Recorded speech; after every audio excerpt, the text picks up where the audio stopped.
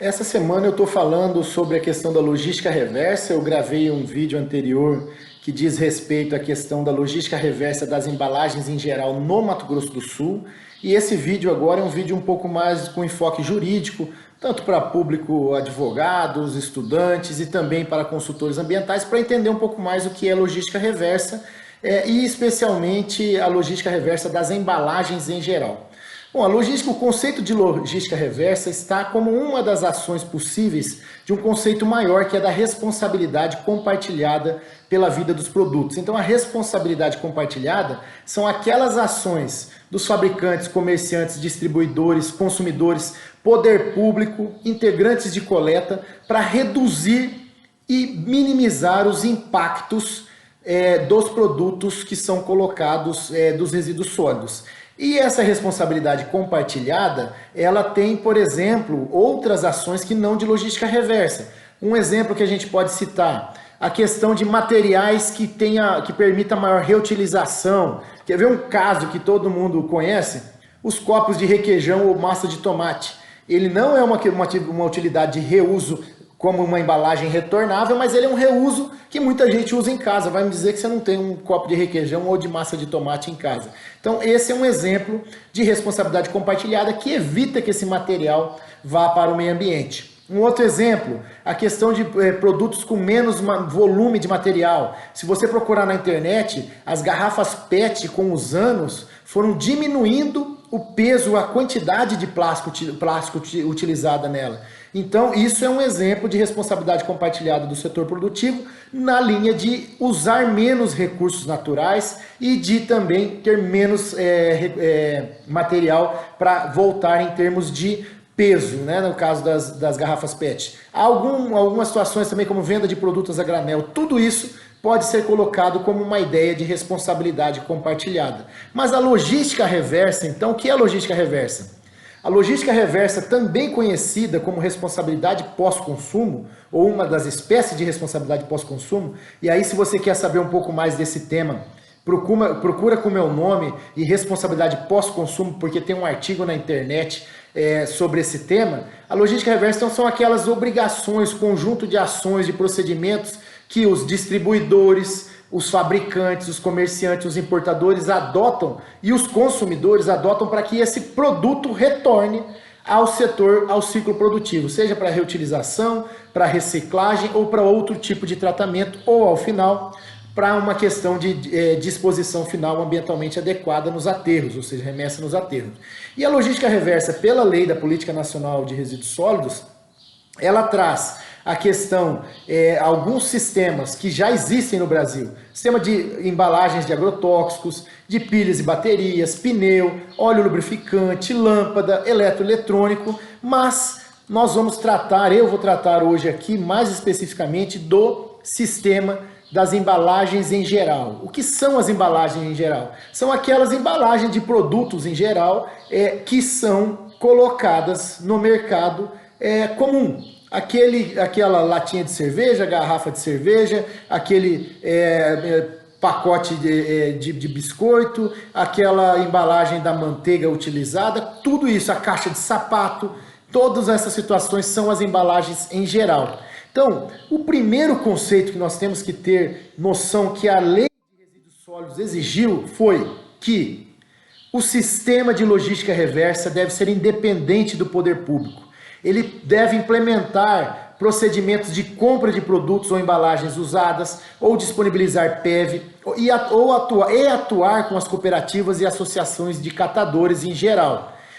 E ele divide a responsabilidade entre o consumidor devolver ao comerciante ou ao distribuidor o produto ou a embalagem utilizada. Os comerciantes devem receber isso, guardar e devolver aos fabricantes e importadores, que devem dar a destinação adequada, a reciclagem ou outro tipo de tratamento. Então, o primeiro pressuposto, que é a regra geral, o poder público não participa. E esse sistema foi pensado, por exemplo, como é o sistema de agrotóxicos, em que o produtor compra o agrotóxico, já sai na nota fiscal onde ele deve devolver, E ali ele usa o agrotóxico, faz a tríplice lavagem da embalagem e devolve para o comerciante, seja diretamente na loja, seja num ponto de acumulação. E vem a indústria e leva aquilo e recicla essas embalagens para outros fins.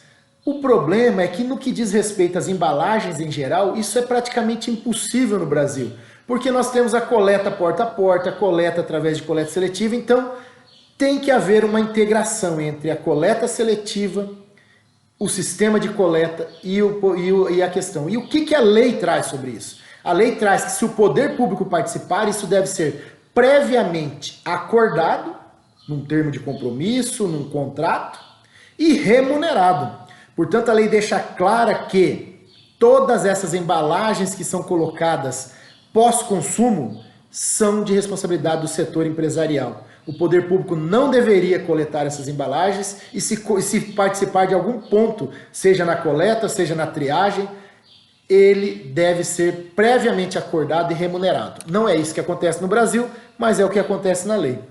E nós temos então um acordo setorial nacional em que firmou-se sobre a questão das embalagens em geral.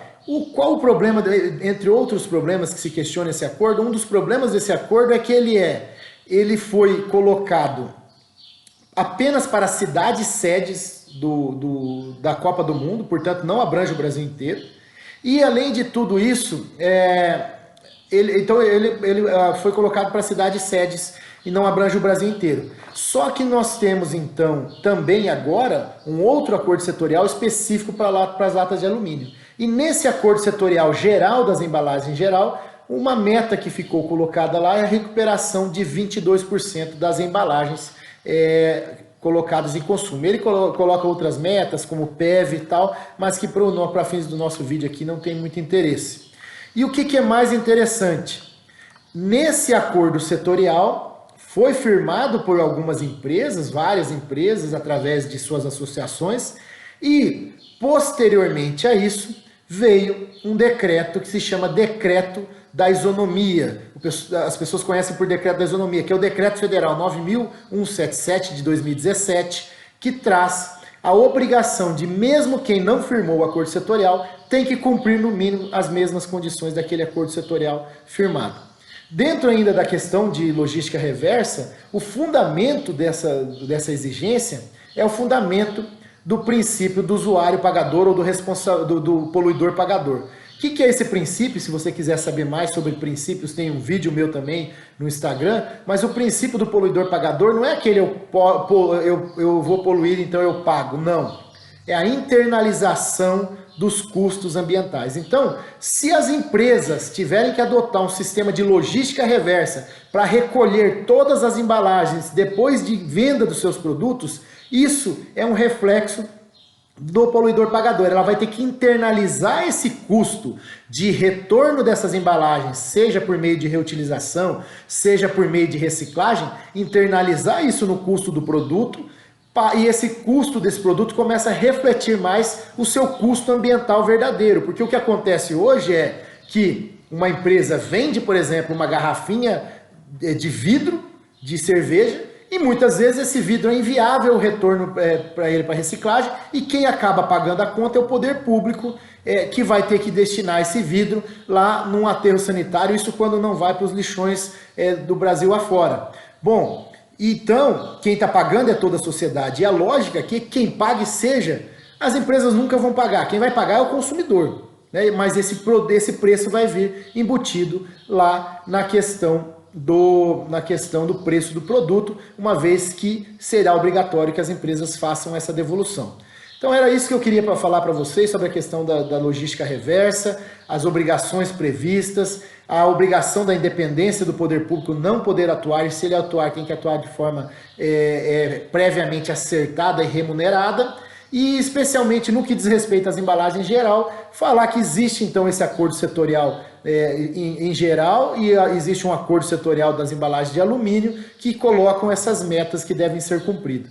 Se você quer saber mais sobre esse assunto, tem um artigo meu na internet, é só procurar lá sobre responsabilidade pós-consumo, Luciano Lobé, meu nome, que você logo acha esse artigo jurídico que eu trato dessa temática da responsabilidade pós-consumo e também especialmente da logística reversa. Se você gostou desse vídeo, compartilha. Se está assistindo no YouTube, procura o meu Instagram, Luciano Lobé, que tem outras informações lá. Ou se você está assistindo no Instagram, procura lá, se inscreve no canal do YouTube, porque lá os vídeos são ordenados de uma forma mais fácil e acessível para que você possa saber das outras matérias que eu tenho falado. Um abraço.